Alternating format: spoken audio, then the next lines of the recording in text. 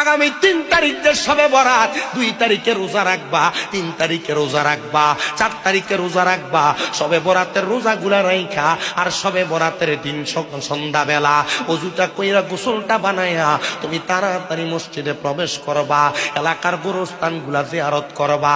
আমার আল্লাহ তাআলা এমন বরকত তোমাদেরকে দান করবে, ওই বরকতের বিনিময়ে বান্দা দুনিয়া এবং আখিরাতে তুমি ধনী হয়ে যাইবা। সামনে শবে বরাত আসতেছে, এই শবে বরাতের রাতে আমি সবার কাছে আবদার করব, এই রাতে আল্লাহ তাআলা বান্দার ভাগ্য নির্ধারণ করে।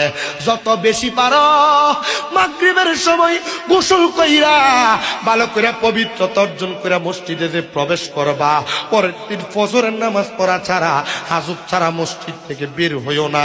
কারণ আমার আল্লাহ তাআলা তোমার এত বেশি নিয়ামত দান করবে। শবে বরাতের ইবাদত আল্লাহ তাআলার কাছে যদি পছন্দ হয়ে যায়, আমার আল্লাহ তাআলা আগামী 1 বছর তুমি কি খাইবা, বালা খাইবা না খারাপ খাইবা, শবে বরাতের রাতে আমার আল্লাহ নির্ধারণ করবে। তুমি বান্দা ভালো থাকবা না খারাপ থাকবা, শবে বরাতের রাতে আল্লাহ নির্ধারণ করবে। ও মুসলমান ইমানদার, এ পর্দার অন্তরালের মা, আগামী 3 তারিখ যে শবে বরাত, 2 তারিখে রোজা রাখবা, 3 তারিখে রোজা রাখবা, 4 তারিখে রোজা রাখবা। শবে বরাতের রোজাগুলা রাইখা আর শবে বরাতের দিন সন্ধ্যাবেলা ওযুটা কইরা গোসলটা বানাইয়া তুমি তাড়াতাড়ি মসজিদে প্রবেশ করবা, এলাকার গোরস্থানগুলা জিয়ারত করবা।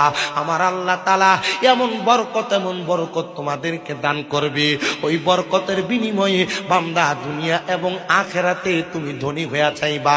এই জন্য শবে বরাতে ইবাদত করবেন। কেউ যদি বিরোধিতা করে তার বিরোধিতাতে কান দিবেন না।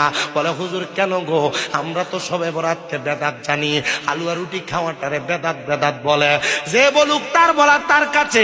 যদি মনে করেন গুনাহ হবে, গুনাহগুলা শামীম দাদারে দিয়া দিয়েন, সওয়াব হলে আপনি নিয়ে যাইয়েন। তবুও শবে বরাতের রাতে ইবাদত থেকে আপনারা দূরে থাকেন না। শবে বরাতের সময় সুন্নি